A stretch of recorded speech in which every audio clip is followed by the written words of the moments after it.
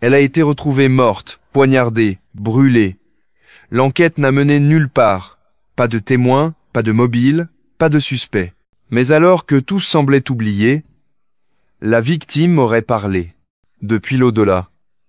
Et ce qu'elle a révélé a bouleversé la police de Chicago. Teresita Bassa n'était pas une femme dont on racontait des histoires. Discrète, réservée, elle travaillait comme technicienne en respiration dans un hôpital de Chicago.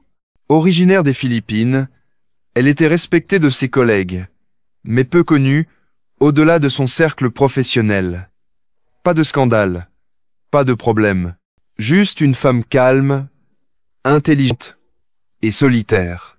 Elle vivait seule dans un petit appartement sur North Pine Grove Avenue, dans le quartier d'Edgewater. Ses voisins la croisaient dans les couloirs, polie, souriante, mais effacée. Un de ces visages qu'on oublie aussitôt qu'on l'a vu.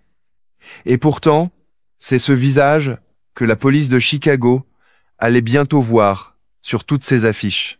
Le 20 et 1 février 1977, les pompiers sont appelés pour un incendie dans l'immeuble de Teresita. Une fumée noire s'échappe de son appartement. En forçant la porte, les secours découvrent l'horreur. Au sol, sous un matelas carbonisé, le corps nu d'une femme. Des coups de couteau, des brûlures, et aucun signe de lutte ou d'effraction. L'autopsie confirme. Teresita Bassa a été poignardée en pleine poitrine. Puis, le feu a été déclenché pour effacer les preuves. Mais pourquoi elle? Pas de signe de cambriolage. Pas d'ennemi connu. Les enquêteurs patinent. Pendant des semaines, ils interrogent collègues, voisins, ex-compagnons. Rien. L'affaire semble destinée à rejoindre les dossiers non résolus. C'est là qu'entre en scène une femme du nom de Rémi Chua. Collègue de Teresita à l'hôpital, elle commence à ressentir des malaises, des pertes de mémoire, des moments de transe. Son mari, José Chua, est le premier témoin. Il raconte que Rémi, à plusieurs reprises, change complètement de comportement. Sa voix devient plus grave. Ses mots changent. Elle parle anglais avec un accent différent. Et ce qu'elle dit glace le sang. Je suis Teresita Bassa. Je sais qui m'a tué. C'est Alan Showery. Rémi, dans ses états de transe, commence à fournir des détails. L'homme serait venu chez elle pour réparer sa télévision. Mais il l'aurait attaquée, étranglée, poignardée et volé ses bijoux. Elle parle aussi de bijoux offerts à la compagne de l'assassin, des bijoux de famille que seule Teresita pouvait connaître. José, d'abord sceptique, finit par croire. Il contacte la police. Les détectives Joseph Stachula et Lee Epperson n'ont pas grand-chose à perdre. L'affaire est gelée. Alors, même si l'origine de l'information semble peu conventionnelle, ils suivent la piste. Alan Showery existe. Il travaille bien à l'hôpital comme technicien et surtout, il connaissait Teresita. Ils interrogent l'homme. Il nie tout. Il admet avoir été chez elle pour un dépannage, mais il affirme être reparti aussitôt. Aucun problème. Fin de l'histoire. Mais les policiers obtiennent un mandat de perquisition. Chez Alan, ils trouvent plusieurs bijoux. Quand on les montre aux proches de Teresita, la reconnaissance est immédiate. Ce sont bien ces bijoux, face aux preuves. Et à la pression croissante, Alan Showery finit par craquer. Il avoue. Oui, il était allé chez Teresita ce soir-là. Oui, il l'avait tuée.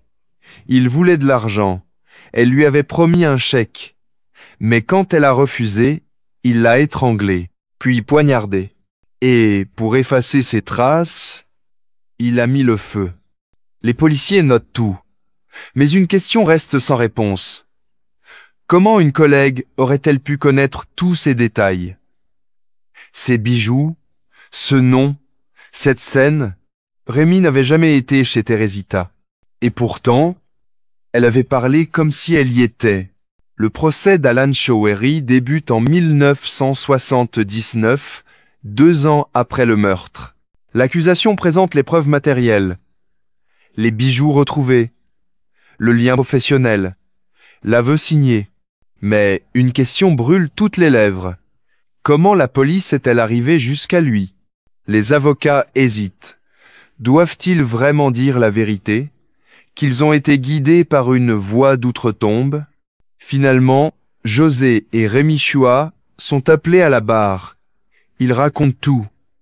Les transes, les paroles de Teresita, l'état second, la voix. La salle est glacée.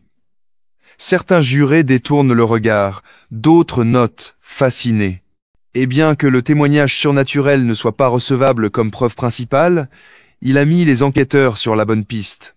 Et les faits, eux, sont bien réels. Alan Showery plaide finalement coupable pour éviter une peine de mort possible. Il est condamné à 14 ans de prison. Une peine réduite par la suite, il sera libéré sous condition après moins de 5 ans. Mais ce qui fascine, c'est l'intervention présumée du fantôme de Teresita. Le public est divisé. Les sceptiques crient à la coïncidence. Certains pensent que Rémi Chua a simplement entendu des rumeurs inconsciemment, ou qu'elle a vécu un épisode de dissociation. Mais d'autres y voient une forme de justice venue d'ailleurs.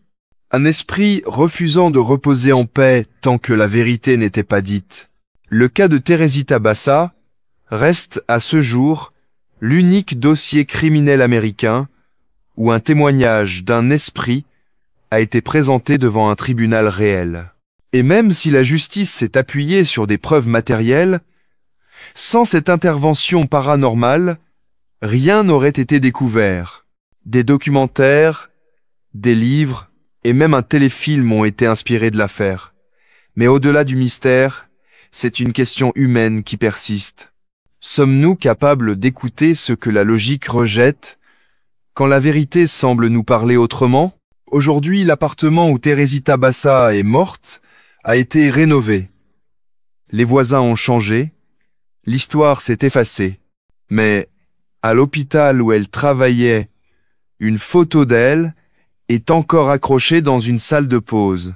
Et parfois, des employés affirment ressentir une présence bienveillante, silencieuse, attentive. Peut être que Teresita veille toujours. Une femme oubliée, un esprit qui refuse le silence, et une vérité qui ne pouvait pas rester enterrée. Vous venez d'écouter une histoire vraie sur Crimes Obscurs FR. Abonnez-vous maintenant pour découvrir d'autres récits où le réel et l'inexpliqué s'entrelacent. Laissez un like, partagez, et surtout, n'oubliez jamais que certaines voix ne s'éteignent jamais.